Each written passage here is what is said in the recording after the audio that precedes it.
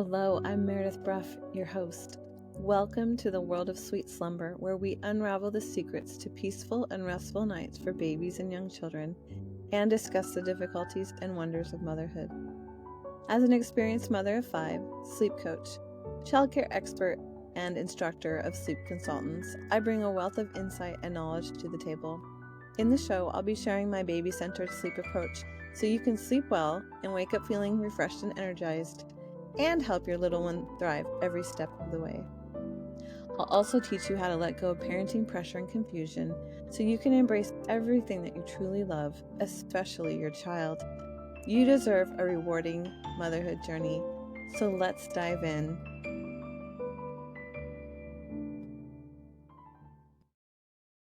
Hello, welcome to a new episode of the Sweet Slumber podcast. I'm happy to be here today with Shannon Wilson, a therapist who specializes in perinatal mental health. Hi, Shannon. Hi, thanks for having me. Yeah, I'm really excited about this. Shannon and I met at a Mom's Night Out event where she was on a panel. I was so excited and thrilled to find out that there was a clinic in my area that focused on mental health wellness for mothers. Soon after we met, I took a training course on perinatal mental health from Shannon, and I'm just a big fan. So I'm so happy to have you here and share you. Shannon is licensed by the state of Iowa as a mental health counselor and holds certification in perinatal mental health. She has a bachelor's degree in social work and earned her master's degree in counseling, rehabilitation, and student development in 2010 from the University of Iowa. She enjoys working with women and families during pregnancy and new parenthood who may be experiencing difficulties with role changes and identity shift, as well as parents who are experiencing prenatal, postpartum depression, anxiety, or experiencing trauma from birth or early postpartum experiences. She was the first person in Iowa to become certified in perinatal mental health and has continued her education with more training in this field. She helped found and chaired the Iowa chapter of Postpartum Support International. And I'm really excited to brag about those things for you because you're a pioneer in such an important work. Thank you. So, do you want to tell us more about yourself, your family, your background? And I mean, you probably have a lot to say to try and condense it. So let's just start there. Okay. Yeah. So I'm, as you said, I'm a therapist. I specialize in perinatal mental health. I've been doing this work now since 2014, when I started just doing more education in this area. And when I first started, I found that I had to do a lot of education to the community because there wasn't really a specialization of perinatal mental health around here. And so I was doing a lot of free birth fairs, and I would go into childbirth prep classes and just lots of things like that, where I would try to spread the word about perinatal mental health as an actual thing. Mm-hmm. And so that seems so long ago talking about it now. But the work that I do now, I've done a lot of training of birth professionals, of other therapists, both locally in Iowa and out of the state. And so it's been kind of a wild ride, but it's been really great to see how much it's all grown. Now there are many perinatal specialists in the area, which is so great. And I think just more, there's been so much education amongst women and families in general about not only postpartum depression, but topics of postpartum anxiety and postpartum rage and intrusive thoughts and things like that. And so it's been really cool to see all of that happen over the years. Well, and it must make you so proud and honored to have been one of the first people and a teacher and instructor to so many of these therapists. Like, Yeah. that's thrilling. Yeah, it's been really great. So I don't know if you'd like to talk about your personal life at all, but are you a mother? I am, yes. So I have 3 kids. My daughter Olivia is 13. And so that is quite the time. That's quite the season of life. Yes. My middle guy is 11. He just turned 11. And then my baby is 8. So I'm kind of out of the perinatal time frame right now, but I was in it for many years, and I can still very, very easily remember what it was like. Yeah. Thank you. I just love that it's relatable to you, that you're not just I don't say that it's bad to be a therapist who hasn't been there, because we need everybody to have this training. Yeah. I just think it makes it even easier for people probably to talk to you. So can you tell us a story that led to this work that you're doing? Yeah. So this is something I actually remember very clearly as well. I was before I went out onto my own in my own practice, I was working for a substance abuse agency locally. And I had just become a mother for the first time myself. And I had a woman who came in for substance abuse issues who also had postpartum depression. And so it was the first time that I'd ever been exposed to this. And I was just so drawn to it. I was so drawn to kind of just, the unique issues that women are facing as they transition into motherhood. And it just intersected so perfectly with my own transition that I just kind of fell in love with it. And so I just gobbled up all of the information that I could. And that was one of the things that really led to me going out on my own, was because I wanted to pursue this passion of mine. That's awesome. Well, has it been a tough journey at times? Has it been challenging, or has it just been mostly rewarding? All the above. Yeah, I would say lots of reward, lots of challenges. It's been, I've probably worked with thousands of women by now, and I learn from everybody. And so that is really helpful because, you can learn things, you can read about things, and you can hear things, but until you actually are sitting in the room with someone and you're hearing those things actually, how they're manifesting and how they're impacting people's lives, you don't really truly understand it until then. And so it's been an awesome journey. Yeah. Well, I remember when I felt really drawn towards the training that you offered. I think it was like 2018, maybe. Yeah, it was pre-pandemic. Yeah. Yeah. I just remember being amazed at what I learned. And I was applying my knowledge, spotting red flags, sending people to therapists within the same week. And so it just felt like this is so meant to be. And then also running into fathers who are struggling and being able to teach them that this is a thing. And it felt like it was a theme for like a year straight, that this was my work. It wasn't really so much sleep related as it was perinatal mental health related, but it was, again, like you said, very, very rewarding and important, and it felt life-saving, to these families, that I could send them and get to the right resources. And so that's been something that I've gotten good at too, is finding the right therapist. But I love the PCI, the website, like that's grown, all the resources and all the professionals that people can look up, and it's so cool. Yeah, it's great. It's great. Thank you for doing that, because we need people who are out there in, working with women and in their homes to be able to spot some of those warning signs and provide some education. Yeah, as many people as possible is good, huh? Yeah. Yes. So looking back at struggles that you had as a new mom, what are some of the things that you went through? When I started just doing more education in this area, and when I first started, I found that I had to do a lot of education to the community because there wasn't really a specialization of perinatal mental health around here. And so I was doing a lot of free birth fairs, and I would go into childbirth prep classes and just lots of things like that, where I would try to spread the word about perinatal mental health as an actual thing. And so that seems so long ago talking about it now. But the work that I do now, I've done a lot of training of birth professionals, of other therapists, both locally in Iowa and out of the state. And so it's been kind of a wild ride, but it's been really great to see how much it's all grown. Now there are many perinatal specialists in the area, which is so great. And I think just more, there's been so much education amongst women and families in general about not only postpartum depression, but topics of postpartum anxiety and postpartum rage and intrusive thoughts and things like that. And so it's been really cool to see all of that happen over the years. Well, and it must make you so proud and honored to have been one of the first people and a teacher and instructor to so many of these therapists. Like, that's Yeah. thrilling. Yeah. It's been really great.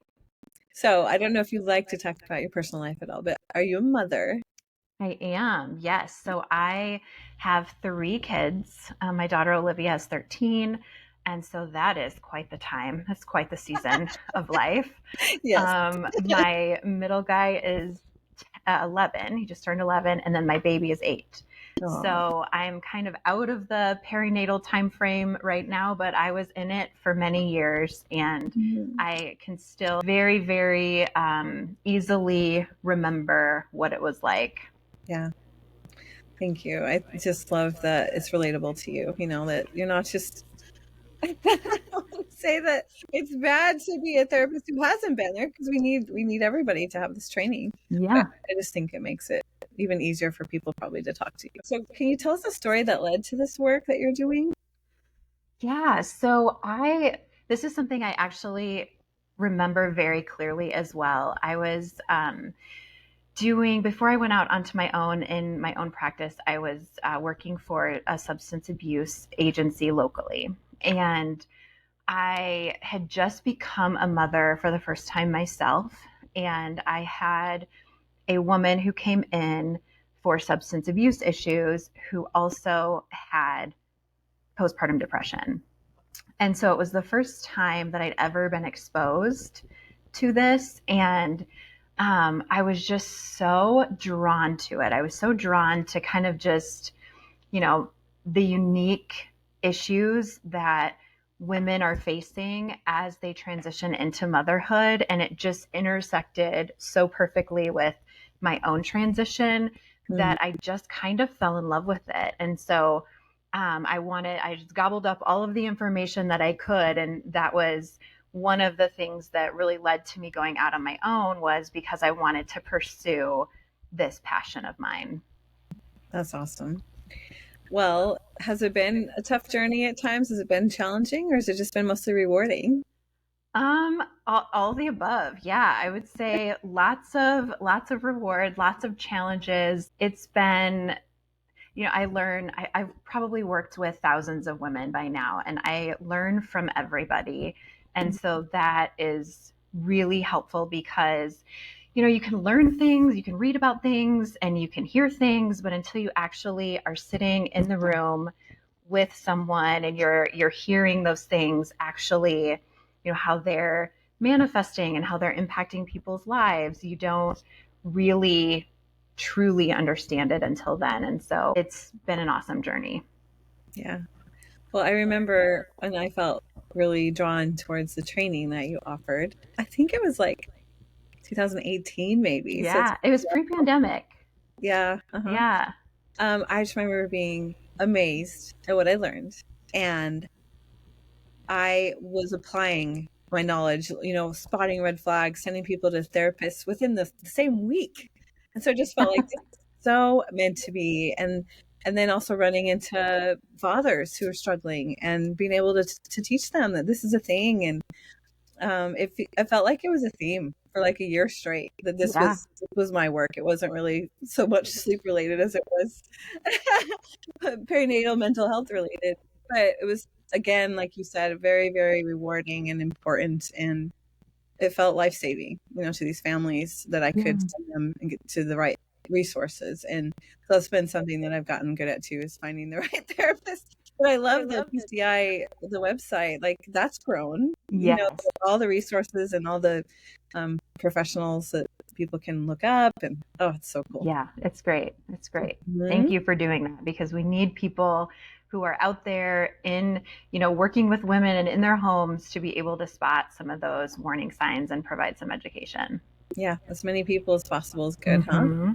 Yeah. Yes. So looking back at struggles that you had as a new mom, what are some of the things that you went through? Did you struggle with sleep? Did you struggle with your mental health at all? Yeah, I definitely did. So with my daughter, she was my first, and I'm a little bit of a control freak. And so I became very consumed with her from the very early weeks, right? I only had 7 weeks of maternity leave before I had to go back to work. I just finished grad school, so I was starting a brand new job. I was looking for work. And I just remember wanting to control her schedule and her sleep so desperately. And I felt like it was a statement on my motherhood that I couldn't, that I was doing something wrong because I could not make this child lay down in her bassinet and go to sleep. And so I would, do the whole nursing, like hold her, and then I would try to lay her down. And she would wake right back up, of course, right? I'm sure you hear that, thousands of times a week. But it kind of drove me crazy, quite honestly. She also wouldn't really take a bottle very well. And so daycare was looming. And so that was really stressful trying to get that, transition taken care of. And I have never really experienced much depression before. I've always been more of an anxious person. And so I experienced I would say a mild depressive episode during that time where I didn't really want to leave the house. I didn't really want to be around people. My mood was really low. I was very irritable. I was weepy. And so it was really difficult. Yeah. Well, so what were the tools that you used to feel better? Because the resources were limited, right? Yeah. Well, I had already had a well-established relationship with a therapist, which I think was really helpful for me to just kind of continue with therapy during that time. My husband is a rock. He's just really, really supportive. And I think what honestly really kicked me out of it was when I had to go back to work. And so I am an extrovert, and when I spend too much time isolated and alone, and those nights are so hard, right? Like you're by yourself, you're awake with a baby, and you just feel like you're the only person on the planet who is awake at that time. Yeah. And so it's so lonely and isolating. And Mm. I think once I actually got into work again and I was around people more, that really helped kind of pull me out. Medication also was useful. So, yes. What a blessing. I'm glad it didn't stay so difficult for very long or get worse, right? So what a blessing. Yes. Yeah. You brought up something that I often talk to parents about, how hard it is to lose that sense of control. Not that we can always control our lives, but you can control your life a lot more before you have a child. I think it's a really big challenge when you become a mother, like just that one thing. Huge, huge. And it's a risk factor for a perinatal mental health disorder as well, just because, yeah, like you said, the lack of control is so hard to manage. And all of a sudden your life is kind of revolving around this new baby. Yeah. Well, we're going to talk a lot more about postpartum depression and anxiety, but maybe as kind of a little precursor to the conversation, what can women do? What's in their control to prevent, I guess, developing on these disorders? What can they do to improve their mental health and well-being when they're, maybe starting out as new moms? Yeah, it's a great question. So one of the things I think can be really useful and important, and one of the things I do with all of my pregnant clients is we create a postpartum plan. And so that involves, just discussion of kind of normative things to expect postpartum. So the baby blues, talking about couple issues and how normal it is for relationships to change and for relationships to be harder. We talk about just role transition, role shift. The number one thing that, and I always preface this with like, I know you're going to have a baby. I know you're going to be a new mom. And it's incredibly important to prioritize your sleep. Sleep is just I think it's something that gets very significantly underrated in our culture. Yeah. It's kind of like one of the first things that we do away with, but it is so closely correlated to mental health that it's a foundational thing that I work with everyone on. It's one of the first things that I assess when I have new clients coming into my office, particularly if they say things like, I'm not sleeping, I'm so tired, because it is a legitimate chemical intervention.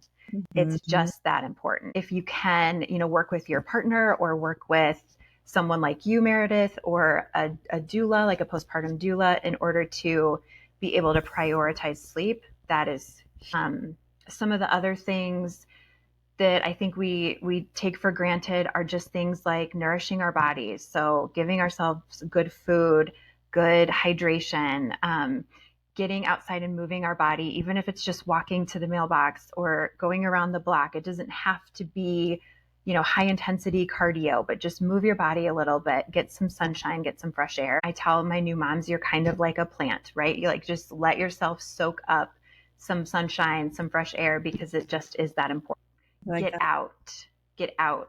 Do, even if it's, going to the drive-through at some, just because we become so disconnected from the world that it feels really lonely and isolating. So if you can get yourself out, that is going to do wonders for your mood. Even if you're not interacting with people directly, just getting out and being part of the world, connect with other moms. That can be a little bit of a double-edged sword sometimes, right? So you want to find your people, find your humans, because some people will report that, okay, well, I was talking to this person and they had a very different experience, and then it made me feel kind of crappy about my own experience. So find your own people that you can relate to and connect with, because that connection is so important. The last thing would be reminding yourself of the seasonal nature of parenthood. So when you're a first-time parent, it's so hard because it kind of feels like you're in something and you have no idea when or if it's going to end. So if you have a period of like significant sleep deprivation or a sick baby or just a difficult baby, can feel like, oh my gosh, I'm never going to feel like myself again, or this is never going to end. Remind yourself that it's a season. That's the beauty, I think, of being a, second, third, fourth, whatever time parent, because you can see that so much more clearly than you can when you're a first timer. Yeah. Oh, that was a wonderful list. I'm listening to you and I'm already like creating the reel in my head. I gotta share this with everybody. This section of the conversation is wonderful. Thank you so much. So, one of the things that I run into often is this misunderstanding about baby blues. Why do doctors always give that opportunity for women to say, oh, it was just baby blues? Or, people will just downplay what they went through by saying, oh, yeah, I had a little bit of that. Yeah. Can you kind of clarify that for us? Definitely. Yeah, this is really, I think baby blues and postpartum depression have been used interchangeably in our culture, and certainly in the medical profession. So doctors will use it interchangeably, but they're actually very different. So the baby blues are quite normal. They tend to happen around day 4 postpartum, day 4-ish, when there's a really significant dump of pregnancy hormones. And so what that means is your body is just kind of lost, right? There's like hormonal shifts, your mood is going a little bit crazy. I will say, like, one minute you're holding your baby and you're looking at your baby and you're filled with joy and you're thinking, oh my goodness, this is the best thing ever. And then, an hour later, you might be looking at your baby and you're thinking, oh my gosh, what did I just do? I can't believe I just did this. The responsibility hits you like a ton of bricks. And so that, as long as it's doing this, is very normal. that lasts up to around 2 to 3 weeks postpartum, no more than 3. So then after that 3-week mark, if it's less like this and it's more kind of low, more lower mood, then it's probably going to be more in the depression zone. Okay. So that's where we would want to start to really intervene. It can certainly be helpful to have additional emotional support during the baby blues timeframe, particularly if you have other risk factors for perinatal mood disorders, but it's not necessarily necessary, if that makes sense. Let's talk about the risk factors. I don't think I prepped you with that question, but I know you know them. So what are some of the risk factors that we need to be aware of? Because I think being aware of them just helps us maybe take it a little more seriously. Yeah. You know, some people will, I know, have depression or anxiety maybe before they're pregnant or while they're pregnant, and then they think this is just a crossover and I don't really need to worry about it. So yeah, I really want to talk about that. Yeah, so risk factors, there are so many. So pregnancy being unplanned is a risk factor, and unplanned doesn't always equal unwanted, right? But even unplanned, it's unplanned. So it's just a significant shift. If you have a history of miscarriage or pregnancy loss, that's a risk factor.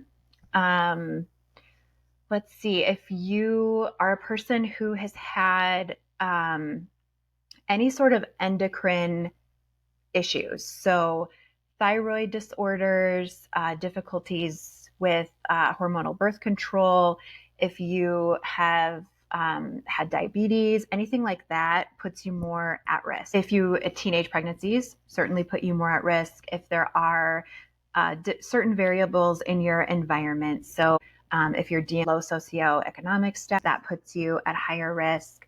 Multiples are higher risk. So yeah, there's just being kind of a control freak. I shouldn't use that term, control freak. I use that on myself. You say yourself, yeah. Yes.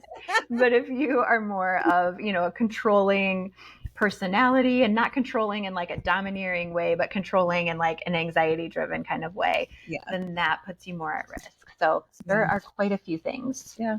And there's one that I thought of while you're making your list, and it's having trauma at birth, right? Yes. Absolutely. So yes, that's a huge one. Thank you for bringing that up. Birth trauma absolutely puts you more at risk, not only for the effects of the trauma after, but also for mood and anxiety disorder. And trauma, we're not going to go into it here. We could, but that could just mean that things didn't go the way you wanted, or someone didn't treat you well. It doesn't have to be like a really terrible experience, right? Yes. Yeah. I mean, I have heard it all when it comes to birth trauma.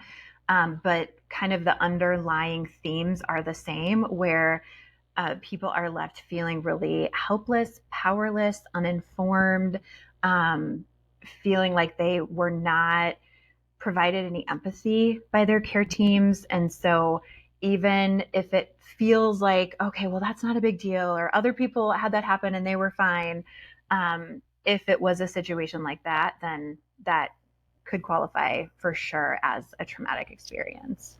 Okay. Well, thanks for sharing that off the cuff. You did great. Thanks. Can we talk about warning signs though? Because this is probably my favorite topic to share about, like on social media, where I just help moms keep an eye on themselves in a way, or maybe we share this information with our loved ones and we ask them to keep an eye on us. Yeah.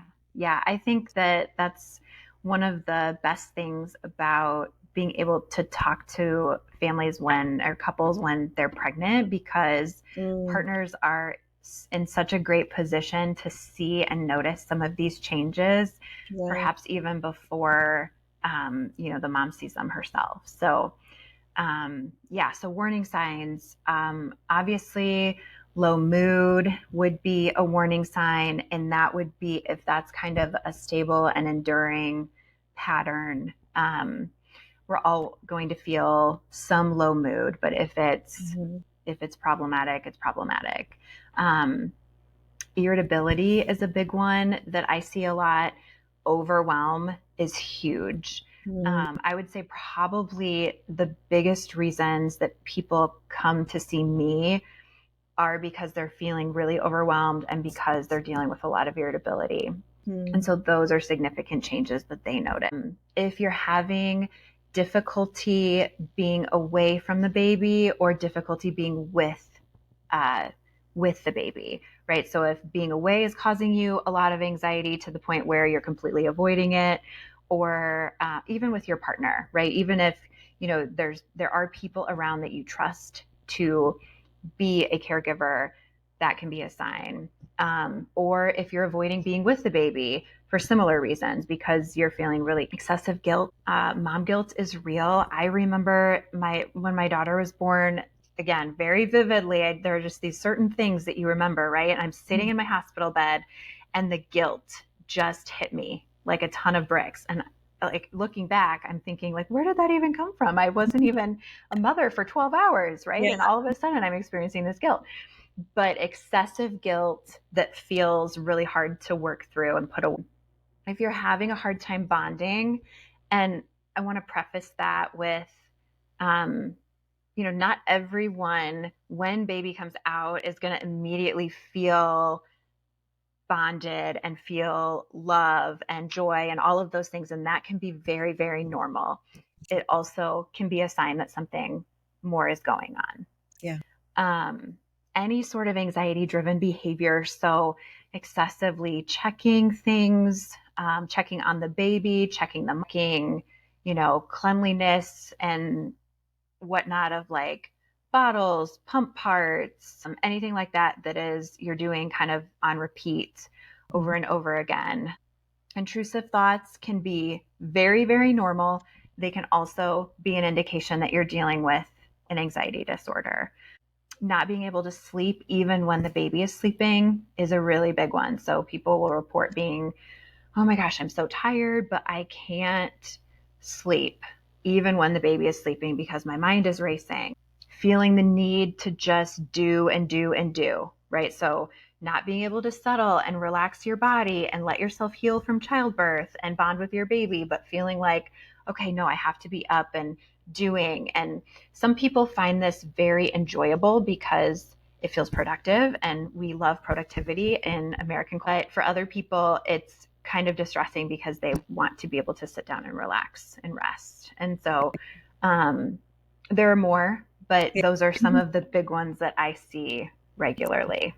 Well, I remember one that you taught in your training was that if you just don't feel like yourself, if you're wondering, it's worth it just to go and talk to a therapist. Absolutely. If you aren't liking, if you're worried about the way that you're feeling, I tell clients all the time, it's not I'm not in the business of keeping you in therapy if you don't need therapy. And so even if it's a matter of just providing a little bit of validation that no, things are okay. I'm not hearing any major red flags here. Mm-hmm. Sometimes that's what people need. Yeah. Sometimes they just want additional emotional support as they are transitioning. And that is also a very valid reason to seek out professional support. I love that. Another thing I remember that really shocked me, not shocked, but like saddened me, was that you said lots of people get referrals and they don't follow through. They don't see a doctor, they don't see a therapist. Yes. Yes. So I think that was very reassuring what you just said. Like, really, what do you have to lose, right? Yeah. Yeah. There isn't anything to lose. And I think it's better to be safe and to have an eye on things than, to kind of overlook it. The last thing that a new mom wants is to go to therapy, right? That's just not, there are so many other things that she has to be doing. And so it's hard to make that step and to prioritize your own well-being, but it is important to think about what's good for you is good for your baby. Absolutely. Every time. And that's always been something that I've motivated my clients with. Absolutely. Do it for your baby. Yes. And you won't be sorry. Yes. 100%. So can we talk a little bit about the fact that men can get this? How does that even happen? And are their signs the same? Yeah, so men can absolutely get postpartum depression, anxiety. They are, I think it's like 10%. I should have brushed up on my stats. It's okay. I think it's change a lot. They do. I think it's around 10%. And there are actually biological changes that happen when men, adoptive parents, anyone actually become parents. And so there's the biology part. There's also just the environmental aspects of this that are, I mean, as we know, hugely significant, right? That we were going through a transition that is incredibly life-changing. And so they can absolutely, yes, they can absolutely be dealing with this too. And I would say probably for men, a lot of there can be more anger, more of that irritability piece, but certainly sadness, hopelessness, the like low motivation, low energy stuff. Yeah. Can be a thing. Yeah, I think that's what I've seen a lot of. And sometimes I'll work with people who the husband's already sought out treatment and I'm hearing the backstory, and there'll be things like, honestly, his temper was pretty out of control, and so I tend to the baby more. And I think your advice would be the same though. Just, it's better safe than sorry, and you would never regret getting checked, right? And yes, I think we'll do anything for our babies. More about just awareness that this can be a thing, huh? Yeah. Yes. Yeah. Men can get it too. So I've been hearing this term postpartum rage for the last couple of years, and I hadn't heard of it in your training. I was like, is that even a thing? But now I believe it is. I just want to know more about it. Yeah, it's definitely a thing. It's certainly something that has developed over the last few years. It's come into my knowledge within the last few years. And it's just, a feeling of like kind of uncontrollable rage and anger. And it's very like physiological for people. I'm seeing so much, and I don't know if I just didn't notice it pre-pandemic or if it really has been more since the pandemic, but a lot of people are dealing with so much sensory overwhelm. And so I think that is a strong contributor a lot of times to anger and rage as well, because you have a baby that has a lot of needs, and maybe you have toddlers or other children at home. We have our electronic devices that are constantly sending us notifications. Maybe the dog is barking in our environment. We have the television on, and then we're being touched constantly too, right? And so there's just so much hitting us that I think it's hard for our brains and our bodies to process that.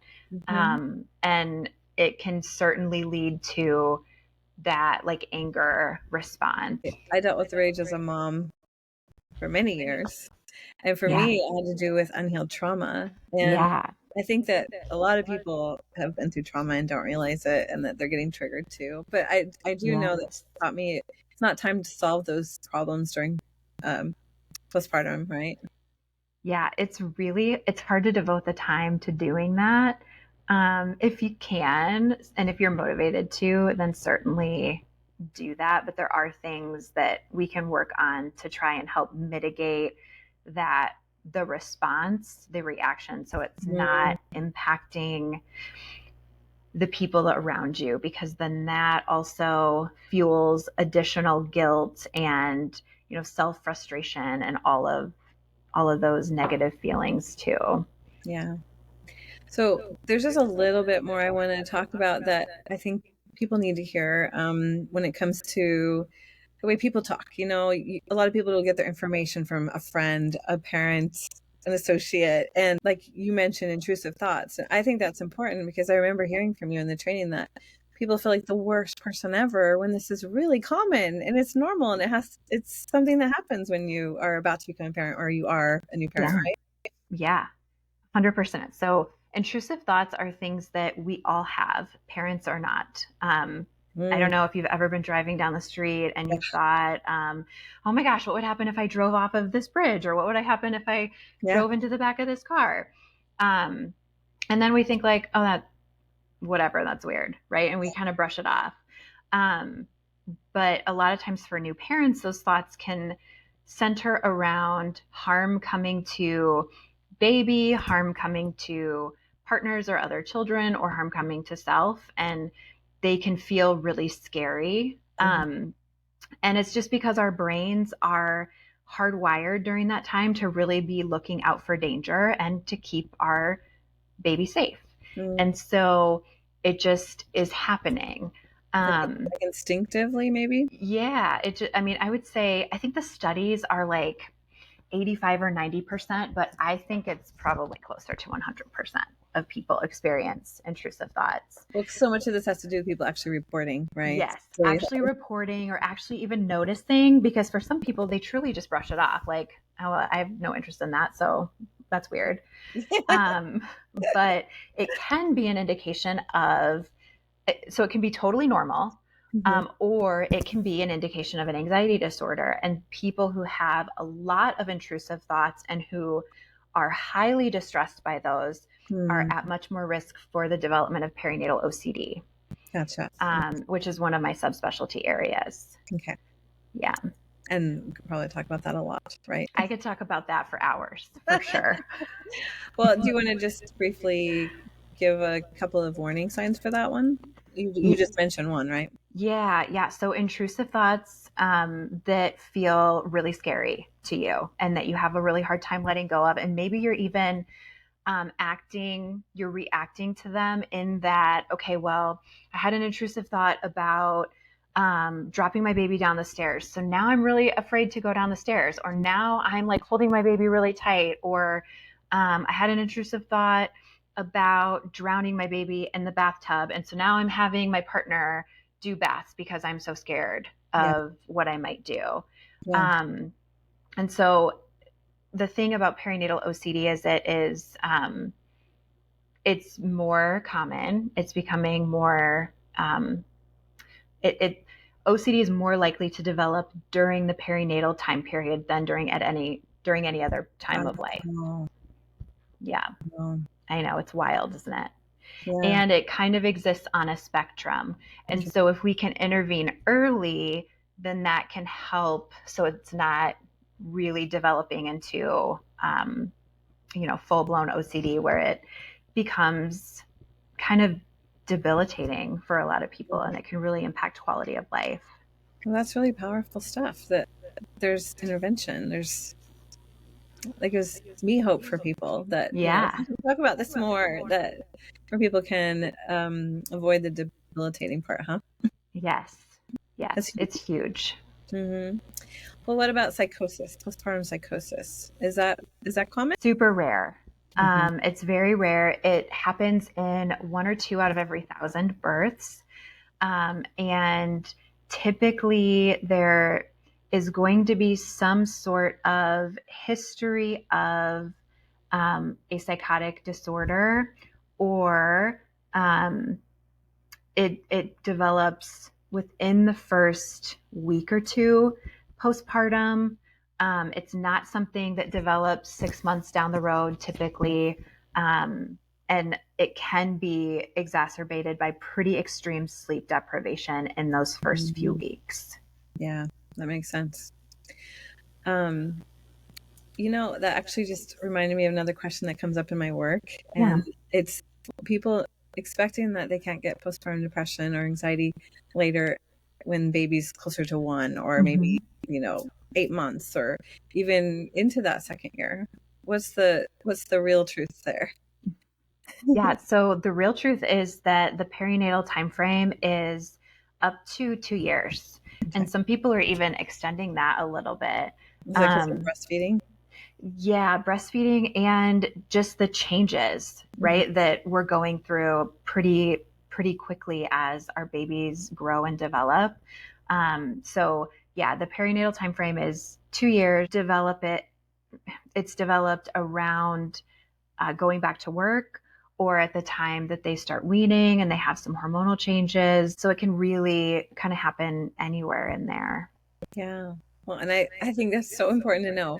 I've helped many people who did really well, at least, past those first few weeks. And then here we are at month 6 or 7 or 8, and they're thinking they're not at risk, and it just hits them like a wall. Yeah. So yes, it's good to know. I'm just excited to hear how you and other therapists, the proper training, how can you help families explain why the training matters? Yeah. So the training matters because this is such a unique time of life. And there are a lot of different things that are happening all at once and different, as a perinatal specialist, I see not only mood disorders, but also, as you mentioned, birth trauma. I see women who are dealing with fertility difficulties, dealing with stillbirth, infant loss, pregnancy loss. And so there's a lot of really unique factors that as a therapist, it's helpful for me to know that language. It's helpful for me to know some of the medical things that are going on during pregnancy, lactation, loss, trauma, delivery, all of that. Mm-hmm. And so, I have more of that training. And so clients don't have to spend as much time explaining to me, okay, well, I had this complication during my pregnancy. Sometimes they do because I haven't encountered it or I don't know what it is, but a lot of times I know what they're talking about. Mm-hmm. And so the training, being able to assess certain things, certain factors, all of that really helps in developing the treatment plan for the client. Because if they're dealing with sleep deprivation, then that's something we really need to address right away, because that's going to help stabilize other symptoms that they're experiencing. I feel like it's super important that you know the red flags, that you know the differences between, typical depression, anxiety, or just know how to help people feel better, right? Yes. Yeah. And being able to just provide a really supportive and non-judgmental space, because I think moms feel so judged so much of the time with whatever choice they're making, right? No matter what the choice is, there can be a lot of judgment, or there can be a lot of judgment from society, judgment from family members, well-meaning friends. And so to have a space to be able to process things in a really neutral way and just get support is really, really important. Yeah, I love that. Okay, let's talk a little bit about what are the things the plans that you make with moms. You've kind of talked about it already, but anything you want to add to that? So what we look at kind of the normal stuff postpartum. We look at any risk factors they might have. If they've been pregnant before and they've had postpartum stuff before, we look at, okay, what was that? How can we minimize risk for that this time around? I like to bring partners in for these sessions too, and talk about, okay, what concerns do you have going into it? And some people are like, I don't even know. And some people are like, okay, I have concerns about communication. I have concerns about, all these other things. We talk about if it is a woman who has a lot of anxiety, or who is, kind of more leaning towards the need for control in terms of personality. We talk about things like maternal gatekeeping and how to communicate through that as a couple. And just anyone's unique fears that they might have surrounding childbirth and early postpartum, we will address. Awesome. So you talked earlier about how sleep's super important, about asking for help is super important, about getting outside, eating good foods. Am I missing anything? Just a little recap. Yeah, no, all that's great. The other thing would be identifying who are good supports for you. And so specifically, who might be really good physical supports, who can come in and if you really need help with a load of laundry or dishes, or you need someone to hold the baby while you shower, who can be that person, and who can be a good person for emotional support. And those people might be very different people, right? Because we all have relationships that serve different purposes in our life. And so who can you specifically identify that you might be able to reach out to? And then do you need to also talk with that person beforehand? Do any prep in that relationship to say like, hey, is it okay if I reach out to you if I'm struggling emotionally after birth? Just to kind of set some of those things up. That's great. Well, I had planned on asking you for a tip, and that was a really great one. Is there anything else that you wanted to add? No, I guess I would just reiterate, if you are worried about how you're feeling, reach out. Yeah, that's great. There are a lot of resources now, whether it's online resources or local resources. And so just reach out. it's a better world than when I first met you. And I'm so happy to say that. We have a long way to go, but it's a better world. And that's Yes. really exciting. Yeah, it is. So glad there's more resources. So, Shannon, can you tell my listeners how they can find you, especially if they're in the Cedar Rapids area, to work with you, or maybe even what your resources are? Yeah. So I co-own MWR Counseling we're in Hiawatha, but pretty much interchangeable with Cedar Rapids, Iowa. And so our website is mwrcounseling.com. And there's myself, and then we have a couple of other therapists who also do perinatal work. So I have been taking on a few new clients currently. You can find us on Instagram and on Facebook. MWR Counseling is where we are. And we are not just a perinatal specific practice. So you will see lots of things posted on our social media. Yeah. I love that. But I know you work with couples, or your office does, you work with people in general, but also got someone there for menopause, right? And someone, or at least some people who work with the pregnant moms, right? Yeah, we do all of so if you're coming in for any, reproductive type of stuff, then we can assist with that. And we can always refer out. So if it is more of a hormonal issue versus a mental health issue, and we know they're so connected, we can also refer you out to very knowledgeable providers. That's awesome. Okay. Well, thank you. If you'd like to work with Shannon or one of the therapists in her office, look them up at mwrcounseling.com, and you can find out more about what they teach and their tips and insight at MWR Counseling on Instagram and Facebook, right? Yes. Okay. Well, thank you, Shannon, for being here and sharing your extensive knowledge and experience, your passion with us. Really enjoyed this. Yeah, thank you so much for having me. I appreciate getting to spread the word. Yay. I know. This is really exciting. So thank you, listeners, for being here. I can't wait to share another episode with you next week. Until then, I will see you soon. Thanks for listening to the Sweet Slumber podcast. We hope you enjoyed today's show. Before you go, please leave a review and hit subscribe, and have a great day.